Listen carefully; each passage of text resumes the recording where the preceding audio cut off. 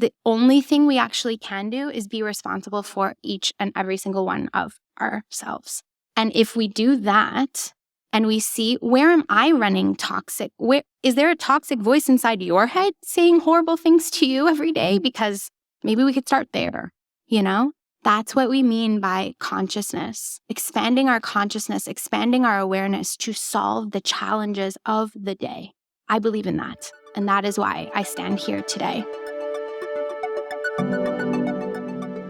This is the Conscious Economics Podcast, and I'm your host, Rhiannon Rosalind. This is the place where we explore people, planet, profit, and art through the lens of the new economy. If you're interested in changing yourself, getting more creative, or changing the system at large, then this is the podcast for you. Tune in every other week as we explore these topics with amazing guests. We'll go deep, we'll go heart-centered and soul-felt as we go into how we change ourselves and change the world. Hi, everyone. Welcome back to the Conscious Economics Podcast. It's Rhiannon here. I'm not at home. I'm sitting in a hotel room in Austin, first time visiting this city. And I'm here to introduce this episode of the show. Today is going to be a little bit different because we're going to do a throwback to a few weeks ago and give you some direct access to one of the Conscious Economics events that we held in Toronto. This was part of our HeARTwork Advancing Women in Leadership Conference. And this was a throwback to a keynote speech that I gave to really anchor the women that were in the room at that event around what conscious economics is really doing, what is the new economy, what's it all about, and what in particular are we doing around this HeARTwork project. Now, I know I've spoken about the HeARTwork project a few times on the show, but if you're new and you don't know what that is, Conscious Economics has been doing a 3-year project all across Canada, and it's really about coming up with solutions to help support women at work, and not just women in general, but really looking intersectionally to help support diverse women at work and supporting women so they feel as though they want to actually stay working within these organizations, especially corporate institutions. And the research right now is showing us that women do not want to work for those organizations. They're leaving at masse. So research is suggesting, first of all, the numbers already show that women are starting to leave senior leadership positions. They're starting to opt out of working within Canadian corporations, and they're not leaving the labor force entirely. They're going on to create their own organizations. They're, becoming entrepreneurs. But the other issue is that women are not deciding to pursue more senior roles if they are staying within organizations, meaning that they're opting out. So they're saying, I'm looking up the pipeline here. I'm seeing what senior leadership are dealing with, and I don't want to become that. And so this is a huge, huge issue, and something that in the framework of the way the project started out, it was really around, why are we not seeing more diverse women leaders? Why are we still not seeing any, movement of the dial on women on corporate boards and diverse women on corporate boards? And for us at Conscious Economics, we were like, wait a second here. We don't want to ask the same questions in the same ways that we have been doing over and over and over again that have clearly ended up with zero real movement or result. So our intuition told us that there was a deeper story. And as you know, consciousness is all about creating this deeper awareness.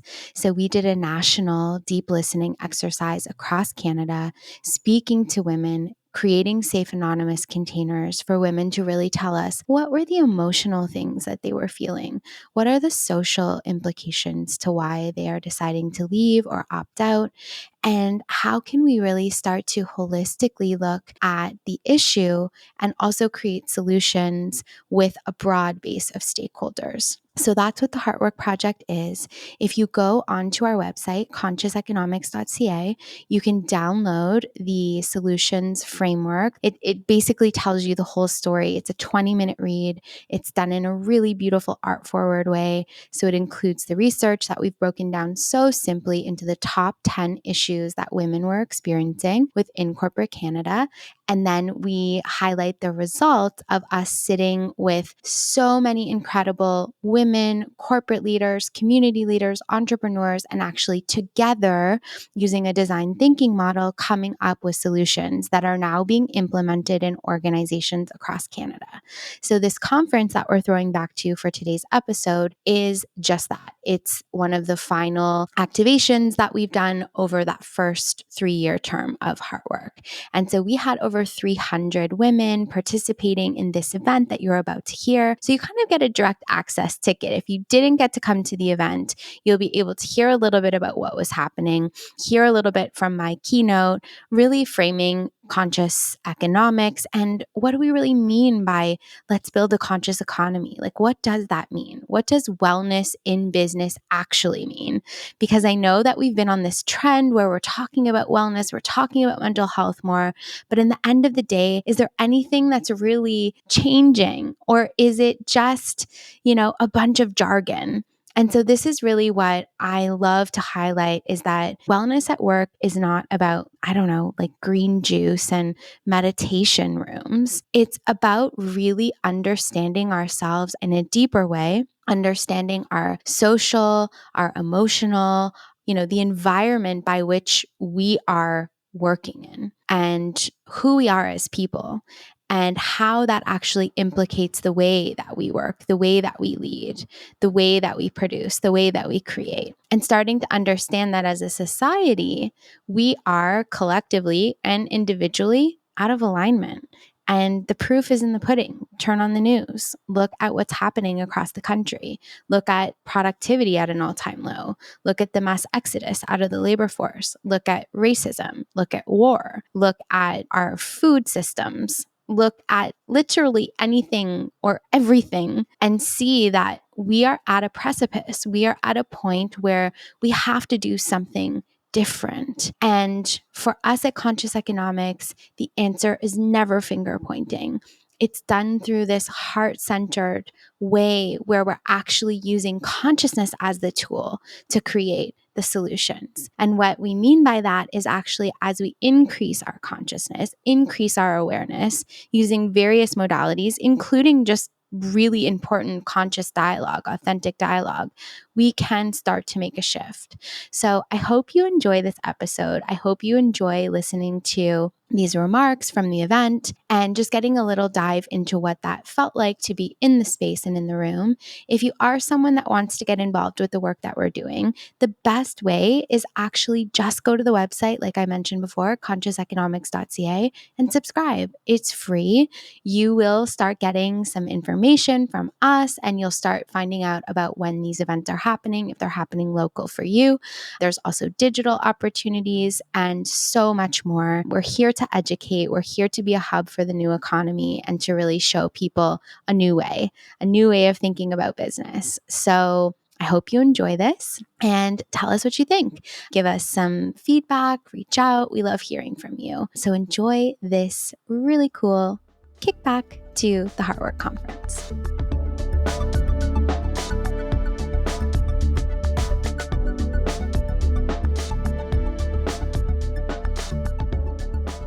Hello, everyone. Good morning. My name is Rhiannon Rosalind. I am one of the founders of Conscious Economics, and I am the CEO. And I am here today. I am going to be your host, your guide. I'm going to take you through this journey. It is going to be a journey, and I am so honored to welcome all of you into this space. Right now, for this day, this is our house, and you are welcome here. So thank you so, so much. Before we get started, and before I explain a few things to you, I want to do something together, an activity, really quickly. I want us to each set an intention for the day because we are all very busy, and we have a lot of work to do. We have a lot of responsibilities, but you chose to be here today. And I honor that. You're giving me a gift of your currency, which is time. And I would like to use that wisely. So I'm going to set an intention for today of what I hope to gift back to you. I am going to share my intention for today. I find that when we set an intention, we have a much greater chance of actually achieving it than if we don't set the intention.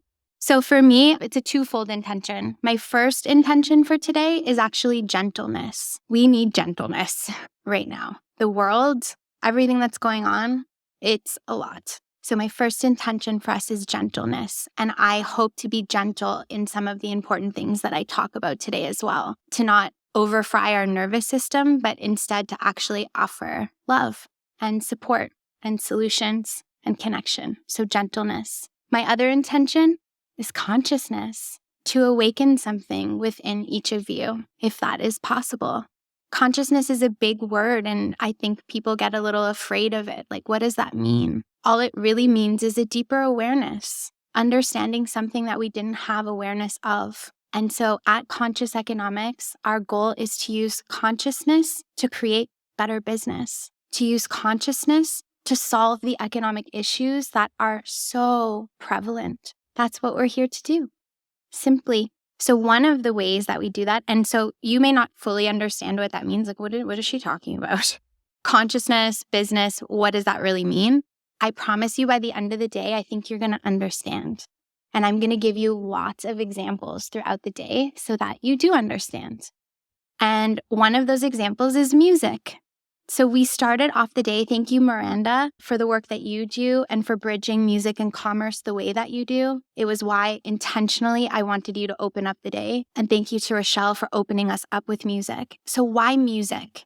Obviously, we all enjoyed that. That felt good. But there's a little bit more to why we intentionally have music at every single event that we do and that we activate. It's because there's some science to it. There's some consciousness science to it. Music is not just something that we love, but music actually primes our brains for learning differently. So when we're in a space today and we're going to take in new information, we've actually primed ourselves by activating parts of our neurology by just listening to that music. The other thing that it does is it helps us to move from the head and the mind space, which most of us, especially in North America, live in, into the body. We're grooving, we're feeling it, our heart is opening up. And in the body is where a lot of the work that we have to do, not only just as women, but as a society, is to get back in our body, to not try to solve and figure everything out just here. That there is an intelligence and a wisdom within our bodies. And we've kind of forgotten about it, or we weren't taught that.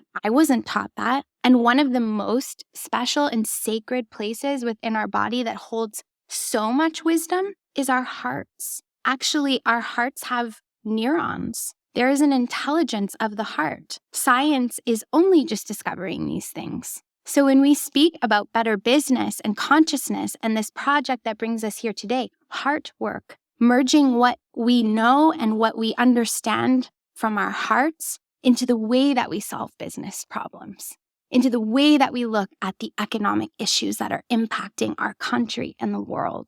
HeARTwork. So, getting us into the body. And the last piece that music does, it inspires creativity. And creativity is not just for artists. Creativity is a necessity for all of us. A lot of us talk about wellness now. People are talking about wellness, mental health. That's great. I'm so glad that we are starting to talk about that as a culture, as corporations, as organizations. But what happens when we aren't embodied and when we are not present and we start talking about things a lot is we start just thinking we know what that means, but we haven't made any adjustments or changes. So we're in this trend now of talking about wellness and well-being. And what I want to invite you to understand today is that that is a much deeper, interconnected thing. And so music and opening us up, we've just started a business conference in a very different way. And that was intentional. And I see art and innovation as the same thing. And so whether you're a creative or an artist or an entrepreneur that's in the room, which there are many of you, or you are someone who is a corporate leader working for a large corporate institution, and there are many of you in here, and that is intentional as well. We're bringing groups together because silos will not solve the problems. And so the artists in the room, you inspire us because you use your creativity. Every day you build practice around that. And as business executives and leaders and women, we have to do the same. We have to learn what our creativity looks like. Maybe for us, it's around solving particular issues that are happening within our organization, showing up differently for our teams, managing our schedules differently so that we are actually caring for ourselves instead of putting ourselves last all the time and expecting that that somehow is going to solve it, because it doesn't. And unfortunately, so many of us women right now, and of course, when I speak, I know that the work that we do to support women supports all genders. But as I speak specifically for those of us that identify as women right now, many, many women are sick. We're really sick. What does that mean? Some of us are physically sick. We're having autoimmune. We're having hormonal issues. We're having fertility issues. What are those a sign of? Being out of balance. And we're feeling sick in our minds. We're feeling burnt the F out, exhausted, overwhelmed. But yet we still keep going and we keep showing up for our communities, for our families, for our children, for our staff. We still keep doing it. Wow. Is there a better way? Probably. But it's so easy to just be so overwhelmed in the busy of it all and so down in the muck of it that the creativity and the innovation and the solutions feel so far away, almost annoying and obnoxious to even talk about. Let's call it out. Who the hell wants to come into a space and hear about a whole bunch of solutions when you're exhausted? Nobody. So I promise that I understand that, but I still believe in the solutions. I do. Because I am a living example of some of them. And I'm not perfect, and I'm working every day. But I once was in a position where I was a senior executive of a national organization. I'm looking at Natasha. She ran that with me. We did 100 events a year across this country. The Economic Club of Canada, talking about the most important economic issues of the day, hosting heads of state, CEOs, executives. Everybody was my boss to answer to. And for every client, it was their most important day of the year. When your CEO is going to make a major public address in front of the media and the entire business community, you better believe it's the most important day of the year. So that pressure, I lived with it for 14 years. And I was a mom, and still am, of 2 children and a wife, and trying to be a friend and trying to be all of the things. And yeah, it's interesting because I started in that position very young. I took over the organization as CEO in my late 20s. So I kind of fast forward had the job of a more my age now, I'm turning 40. I had more of a 40-something job in terms of seniority and responsibility in my younger years. And so lucky for me, what happened is all of the things that happened earlier for me. Health, breakdown, divorce, you name it, it just hit me earlier. And I'm not saying that that's a prescription for what happens to everyone, but when you are running at a speed that is actually not even physically possible to keep up with, and you're meeting the demands of an economy that doesn't actually, in the end of the day, care, it's a problem. And so I hit that problem. And when I sold the company and decided to start Conscious Economics, it wasn't because I was trying to make all of you do something. It's because I decided I needed to do something. And so I started personally with myself. And throughout the day, we can speak about different things that I did. But as I did that work, I realized that so many of us, that I was just mirroring what so many were going through, and that there is a better way. And so I come back to this idea that I believe in people's ability to change. I believe in people's ability to change. I believe in my ability to change. I've changed. I've changed my life. I live completely differently. I think about work completely differently than I did then. I'm a better mom. I'm present. I'm better to myself. I love myself. I take care of myself. I'm in a healthier relationship with people around me and myself. And it's not perfect. And I think I cried yesterday and threw myself on the floor dramatically. Honestly. I mean, we're out here during hard time. It's not just simple. But why I'm saying all of this to you is because when we enter these spaces, especially like women's events like Snore, Bore, you know how hard it was to get you all out here? Because we've convinced ourselves we already know what it is. Yeah, I know what that is. Okay, whatever. I got too much to do. But if we actually, with intention today, gentleness, consciousness, let's expand. Let's talk about some stuff for real. And let's see if we can actually start to be inspired enough within ourselves to be the change. Because we're never going to change out there. without changing in here. And we actually can't physically take all of that on out there. Racism, war, systemic economic oppression. It's enough to just keel you right over and say, I put my hands up. Like, what are we to do? And what I want to invite you into is the only thing we actually can do is be responsible for each and every single one of ourselves. And if we do that, and we see, where am I running toxic? Where is there a toxic voice inside your head saying horrible things to you every day? Because maybe we could start there, That's what we mean by consciousness, expanding our consciousness, expanding our awareness to solve the challenges of the day. I believe in that. And that is why I stand here today. This podcast is brought to you by Mindfulness and Money. Mindfulness and Money is our new annual membership program designed to meet you where you are at and thoughtfully help you heal your issues with money. Join Asil Albaba, our in-house financial therapist, and myself, Rhiannon Rosalind, as we help you uncover all the deep-seated blocks that are preventing you from living your most authentic, powerful expression with money and out in the world.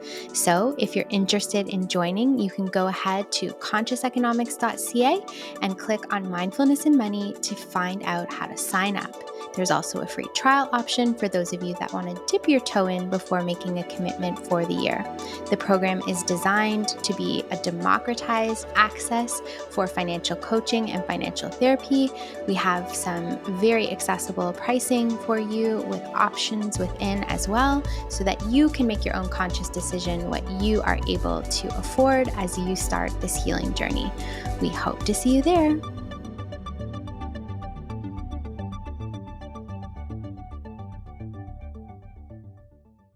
So I want to acknowledge the music and the intentionality of the music. And I want to acknowledge the mixed audience here today of so many different folks, policymakers, corporate leaders, community leaders, artists. There is inspiration in these walls. There is things to learn and people to meet and ideas to be born within this space today. I also want to acknowledge it was the Junos. Speaking of music, it was the Junos just this last weekend in Halifax. I was not there. I watched all my friends and lived vicariously through your Instagram stories. But I do want to acknowledge an incredible artist that I would love for you to write down and check out if you don't know. His name is Asanabi. He just won 2 Junos this weekend for Songwriter of the Year and Alternative Album of the Year. He is an OG Cree from Sandy Lake First Nation. He is badass.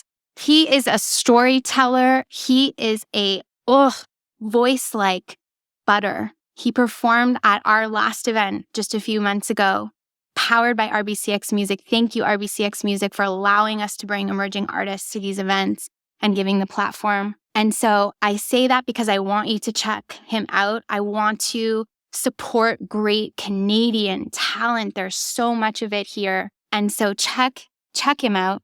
I also want to say that the label that represents him, Ishkade Records, is an Indigenous women-led owned record label here in Canada. To check them out, support them. And so with that said, in the spirit of truth and reconciliation, which flows through my blood, I recognize myself as a settler on this land, and I acknowledge that. And there is work to do. And this is the work of better business. This is the work of the new economy, reconciliation. So with that said, I acknowledge that we are gathered here today for this very special journey on the traditional territory of the Wendat, the Anishinaabe, the Haudenosaunee, the Chippewa, the Métis, and the Mississaugas of the Credit. How lucky we are to be on this land, Turtle Island. I am so grateful to be here. I love this land. Now I'm going to start crying again, so we won't do that. So as we get into the first conversation and panel, I just kind of want to, I think I've explained a little bit about what conscious economics does, but really what I love to do, I love to play and I love to work in the space of contradictions. I really, really do. I think that it's in between two contradictory forces that the real juice of life exists. And so all the solutions, all the challenges that we face, those solutions, I really believe the answers are in these contradictory forces. So consciousness, economics, what's in there? That's interesting to me. Mindfulness, money, what's the in-between? What's there? Heart, work, what's in between that? That is where we're going today. So for us at Conscious Economics, we obviously are a national organization. We're serving really all Canadians, but we specifically like to work with organizations and then individuals. We love to support equity-seeking groups, artists, women, entrepreneurs, but we also equally want to support corporations, institutions, policymakers, and bringing those folks together in order to really dream up a new economy. Vision hold that there is a possibility that we could probably do this way better. I know that we can. I know we can. The bar's really low right now. We can definitely do better. At Conscious Economics, we love people. We love you. We love people. We love learning about people. We love helping and supporting people in their own personal transformation. And what we also love is business. I love business. I actually love the economy. Why? Because the economy is, I'm going to tell you what I think it is, okay? So never mind everyone else who you've heard of, all these, bankers on Bay Street. I'm going to tell you what I think the economy is. The economy is an expression of our value system. The economy is an expression of our value system. As a society, as a culture, as individuals, we express what we value through our economy. Now tell me this, does this current economy represent your values? You have values. You have things that you believe in. Does this current economy express your values? How many people say no, not really? Amazing. So then I can stay in business. So for a second, just for a second, what could the values be? What could they be? We like to anchor them around 4 pillars, so I'm going to share them with you. And when you hear them, be like, oh, yeah, I know what that is. No, listen for a sec. It's different. The first value is people. What does it mean to value people and express it through an economy? That people would be well, mind, body, and spirit well. That people would be included. That people would feel a sense of belonging and community and love and value, and that would be expressed through the economy. Whew, I already want to be there. Next, planet. Never mind plastic straws. That's not what I'm talking about. What I'm talking about is living in rhythm with nature, with seeing nature as an expression of ourselves, nature, that our bodies, especially as women, operate in seasons and cycles, and that an economy that I want to be in would honor that and would work in harmony and symbiosis with nature, not at the expense of nature, not at the expense of the well-being of all sentient beings on this planet. Next is profit. A good, healthy economy has to have profit. It has to be profitable. Good business has to be profitable. Remember, we love business. There's nothing wrong with that. But business and profit can be used and utilized in this dream economy as an actual opportunity to create systemic change. That business can actually be a vehicle for social change. That it can be the organizing infrastructure that we need in order to create it. And the last pillar is art. Like I said, creativity. If we are feeling creative, chances are we're doing well. If we are not feeling creative, if we have not been able to be creative, if we're all, so many of us, holding all of this art inside of us, and art doesn't have to be a song, a poem. It can be cooking a recipe, not because you have to get it done, because you want to. Spend some time with yourself because you want to go on a beautiful walk and you want to take in the beauty. It's these little creative acts and moments that is a part of a healthy, conscious economy. So I think you understand now. The last thing I'll say around the HeARTwork project. So the HeARTwork project was a 3-year project. This is it sort of ending its 3rd phase as we go into the next phase, which is hopefully you're going to all be involved in helping us with that. HeARTwork was about many players that be, so the government and many organizations saying, man, we're still dealing with this issue, this solution of lack of representation of women in senior leadership and on boards. And how boring is that, right? We've heard about that for decades and decades and decades and decades, and it doesn't seem like we're really figuring it out. Although we see glimpses of it, something about it feels a bit artificial. It does. Something about it doesn't really feel holistic and authentic. So even though we see women in some of these places, are those women well? Are those women feeling that they can actually speak from their truth in those spaces and places? Are they able to implement the things that they intuitively feel something's off here, but then can't quite say it because it doesn't feel like there's space for it? Because if that's not the case, then whatever this isn't fully it, I would say. And I think that there is a better way.